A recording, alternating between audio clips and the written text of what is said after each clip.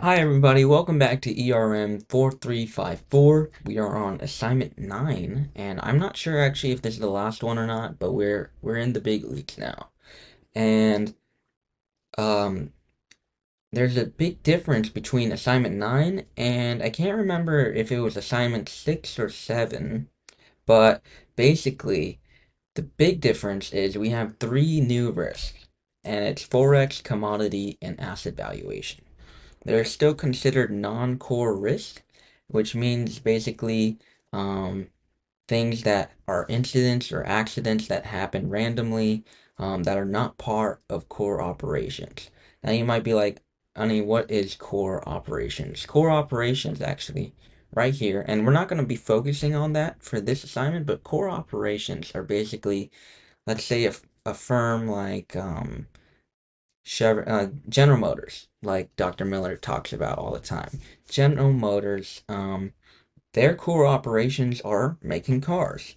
So any incidents, accidents that happen, any of the risks that they take for building each car, that's part of their core operations. Everything else, like general liability, if you like damage someone else's property or personal property or bodily injury of somebody else, that is not part of the core operations. That's an accident that happens randomly on your own time. So why don't we get into the actual assignment? And there's only three questions, so it's actually relatively short. And the first one is asking which two non-core risks are most responsible for driving the left tail of the risk portfolio. If we look at the previous, like the multi-line, you can see that this is the probability distribution of HRP net of risk transfer. But if we look at this graph, it is the probability distribution of net income, the risk portfolio. So we are calculating all these six risks. How how much do they affect net income? You could see here that all the risks are turned off, but if we were to turn them on and we were to hedge each risk individually or as a total, how much would this change the graph? Would we have to worry about in a particular year having a negative net income, or would we have a positive net income or a greater income than this distribution? So you're going to see that on one of the specific risks, changing them will have the biggest change in standard deviation, which will actually increase this right side, which means that net income, you are making more money than if you didn't hedge the risk at all. So why don't we go ahead and look at the first question. Which two non-core risks are most responsible for driving the left tail? We know that in the previous, this is a very similar question to what we had done earlier in one of the assignments. But basically, we knew it was general liability and workers' comp. But how do we prove it again that it is those two now? Well, we can, actually, there's for some reason I put a 0. There we go. So basically, you want to do the same thing where I like to put a formula of change in standard deviation, and of course it's going to be 0 now, but let's take the mean and two standard deviations. So 2 million plus 1.4 plus 1.4, that's 2.8 plus 2. So why don't we just round that up to 5 million? Don't forget the negative sign. 5 million. Otherwise, it would be 4.8, but I don't like 4.8. Let's do 5. Insurance limit of coverage. Why don't we make it just 30 million? You know, very big number. That's not 30 million. Make it a big number so you know that you are getting the highest expected cost of risk transfer. If you look at the assignment instructions, it actually tells you that the only constraint that you have for this assignment is a premium loading of 40%. So make sure to have 40% on everything. That's 400. 40, 40, 40, 40. Boom. So make sure you have that on everything because that will change the expected cost of insurance. General liability. Why don't we take those? Left tail. Remember, these are all non-core risks, so we're gonna have to figure out among the six which one is the biggest change in standard deviation. You can see this one's actually 96, so why don't we write that down? 96,372, right? The second one, um, negative, let's make that 2 million plus that one, so negative, let's do negative 3 million. It's a nice round number. And make this 30 million as well. Very big number. That means the limit is so high that we are covering everything, the entire risk. And you can see 70,000. Let's turn this one off. And you can see that you get 161, 282 change in standard deviation. So this one is definitely higher than that one. You can turn this one off, turn this one on. And I'm just gonna you get the point here. I'm gonna cut forward and I'll show you what it is at the. So welcome back, and you can see now that I've hedged each individual risk. Remember to hedge each individual risk. You just need to turn one of them on, and you can calculate a difference in standard deviation. For some reason, um, equals that like that. Oops. And yeah, you get a change in standard deviation. Turn this one off. Turn this one on. You can see that this number that I've typed out is the same as this formula. So basically, to answer number one, the two non-core risks that are most responsible for driving the left tail are the two biggest changes in standard deviation, and those are these two right here. Your number could be a little bit different, I think.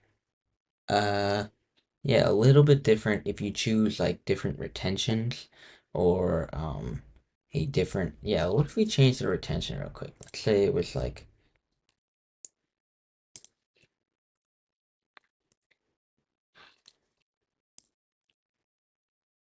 oh, it's because I didn't even turn that on.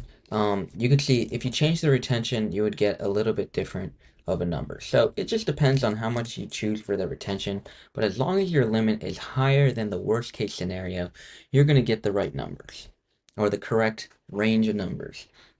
So basically you can say for number one, um, two non-core that are most responsible to the left tail is general liability and auto liability.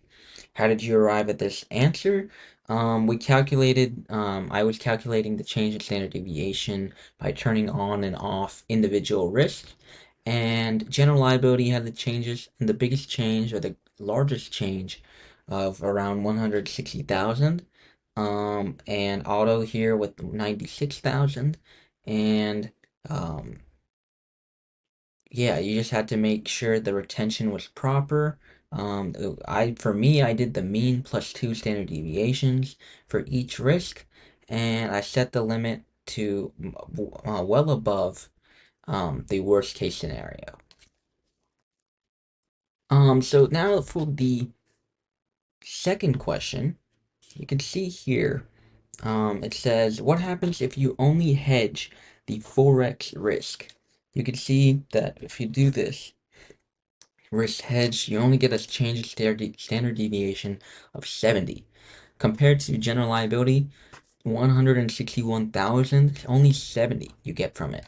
And if you actually scroll out a little bit, actually a whole lot bit, you can see that there is a little bit of a change. You see that little bit of a change in the graph? Little bit. You turn it on, and actually, the net income drops. Just the peaks on the right side drop a bit when you turn it on. So what does that mean? Um, well, when you properly and adequately, properly and adequately hedge your forex risk, it barely like makes a change on net income. And if anything, the right side of the distribution has like smaller peaks. And that means that there's less probability of a certain net income, at least on the right side. So why does it do this? Why does Forex risk only have a change in standard deviation of 70? Well, it's possibly because Forex risk alone does not drive um, net income, the change in net income. It is a very low exposure that this firm could possibly have, and um, I don't know, the compared to general liability, there was a big difference, and general liability in this case is much more of a priority to hedge than forex risk. Forex risk you could say it's negligible to this firm, but you should definitely still hedge it, but with a much smaller amount of budget. So now let's move on to question three. There's not much to it left.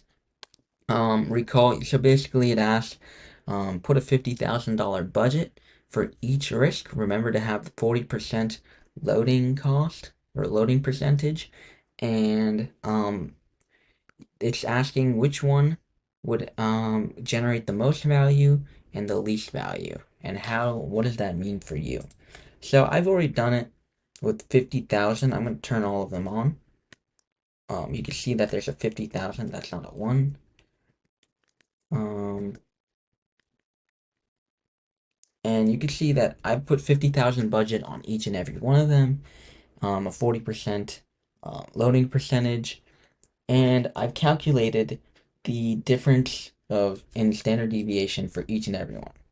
Now, how do you do that on this? How do you do that compare? It's the same way you calculated um, on question one, the most responsible for driving the left tail. Remember to use goal seek to you first turn in. Let me actually just show you for at least one of them.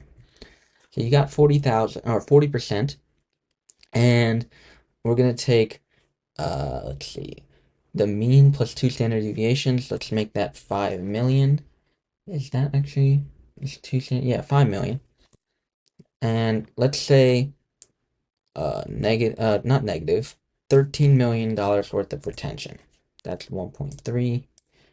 $13 million. Remember to use goal seek. Change this to 50,000 and this to your retention. You want to change the retention. And you can see you get that number. And if you were to turn all of these off, it would be a little bit different of a number, remember. But hold on. Oh, I apologize. I didn't even realize. Yeah, it's the same number. You just make sure to turn off all your risks except the one that you're calculating. So you can see now I got the same number um, across the board, and it's asking which one brings the most value and the least value. And you can calculate that by standard deviation. You don't really need to do RF efficiency because usually actually, yeah, you could do RF efficiency, but it's gonna be the same because the denominator is still that 50 for each and every risk. And I mean, you're just the bigger number divided by the same denominator is gonna still be the bigger one. So you can say that general liability is the um, largest value that would generate from hedging, and you can actually see here that forex risk is the one with the least value. And you can just say that to motivate each response, just say after recording each change of standard deviation from calculating individual risks, um, I found that general liability had a difference of 144,483, which is larger than every single other risk. Um, Possibly combined too. And um, if using the same budget for forex risk, you could see that you only had a standard deviation change of 3,000 basically, and that shows that general liability is the biggest driver um, to net income, change in net income, and Forex isn't. It's the smallest driver, and that means our firm deals more with damage to others' property and bodily injury rather than actual foreign exchange risk. So I hope that helped everybody. It was kind of quick, but it's a very small assignment, and I hope you guys understand it. If you have any questions, don't be afraid to ask or chat in the comment section. Have a good one.